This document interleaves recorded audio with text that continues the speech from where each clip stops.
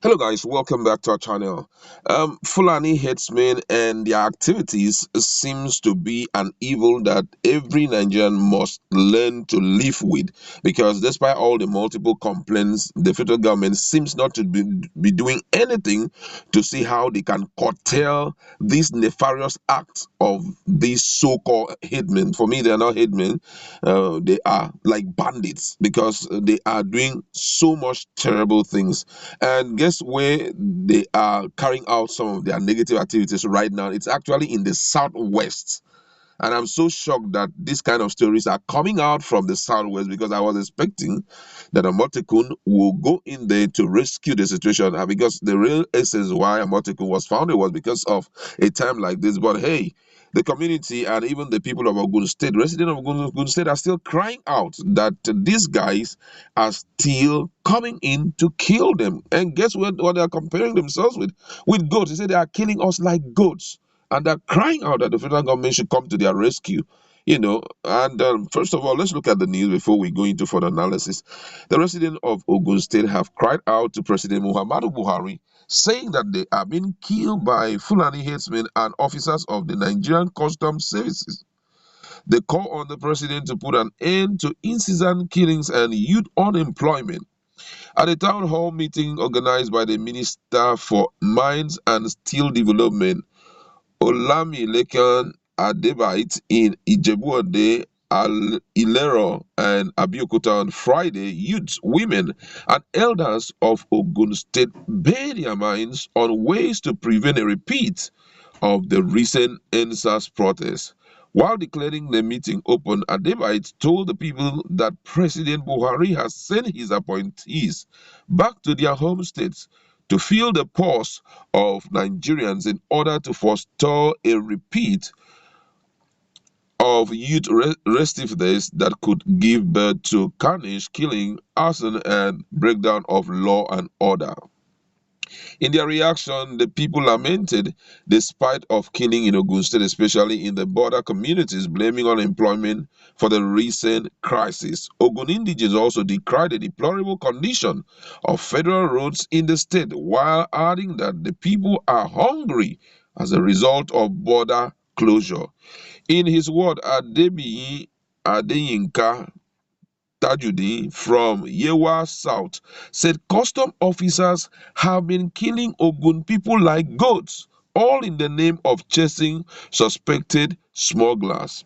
Tajudeen alleged that many have been killed this year by the custom officers, begging the president to stop the Nigerian Customs Service officers from shooting within the communities if they fail to seize contraband at the borders. Corroborating Tajudeen's submission, one Olami King explained that Fulani herdsmen have made farming unattractive to the people of gateway states. According to Olami Leken, herdsmen have continued to destroy farm as their cows graze on crops. After destroying our crops, we have no right to talk. If we talk, these Fulani herdsmen will kill us like goats. Recently, they killed a father, his wife, and three children in Oja Oden Yewa North. This is getting too much, and nobody is doing anything about it, Olami Leka lamented. In his word, the former chairman of Imeku Imekuafon local government area, Honorable Tosin Adeluyi, called on the federal government to see to the development of border areas, saying the agency put in charge of the responsibility has not been doing anything in Ogun State. Adeluyi said unemployment is the root cause of all social vices and charged government at all levels to keep the youth off the streets by getting them gainfully employed. Responding, the minister assured the people that the request will get to the president. Adebayo said government would not rest until the excesses of custom officers in Ogun and Nigeria is generally addressed. According to him, officers of the NCS, as Nigerian Customs Service, need to be sensitized, stressing that it is far better for a smuggler to escape than to kill an innocent soul. He revealed that the population of the nation is growing faster than the nation's revenue, urging all Nigerians to be productive. Wow, this is a serious situation here, because this issue of Fulani herdsmen is becoming a thorn in the neck of virtually all Nigerian states, especially those who are living by the borders, And right now, with what had just happened, Buhari sending his appointees back to their individual state to see how they can sort out issues, especially as it revolves around the youthful restiveness, that's youth restiveness, and also revolving around unemployment. I feel that at this point, the government need to take drastic steps to solve insecurity problem, because the more we ignore insecurity problem, the more we are pushing the youth out of their farms to to a state of unemployment, which will force them at a particular point to seek for another, whether it is strange, whether it is a negative way of surviving, they will go after it.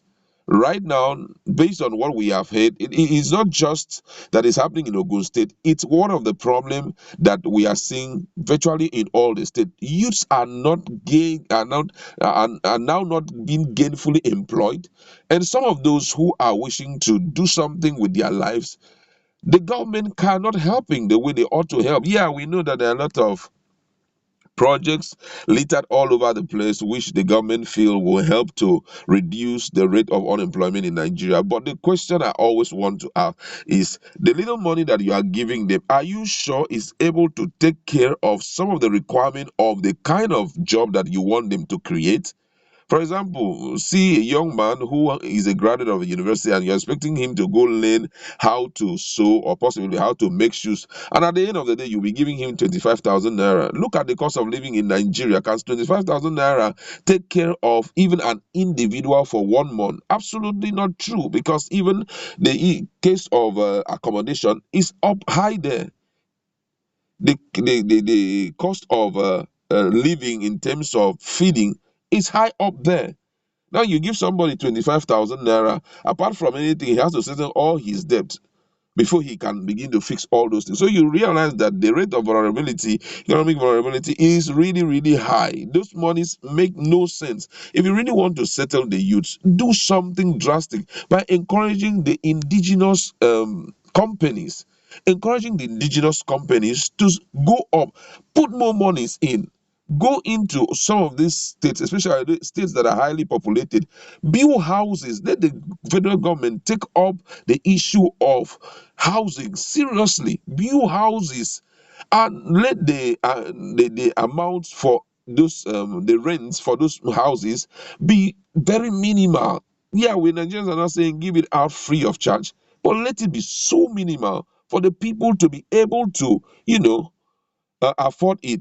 And then the issue of insecurity. I'm so shocked that these guys are still having upper hand. Talking about Fulani herdsmen, because in a place like Oyo State, in another place like not Kwara State, but Lagos State, the impact of Omotekun is grossly felt.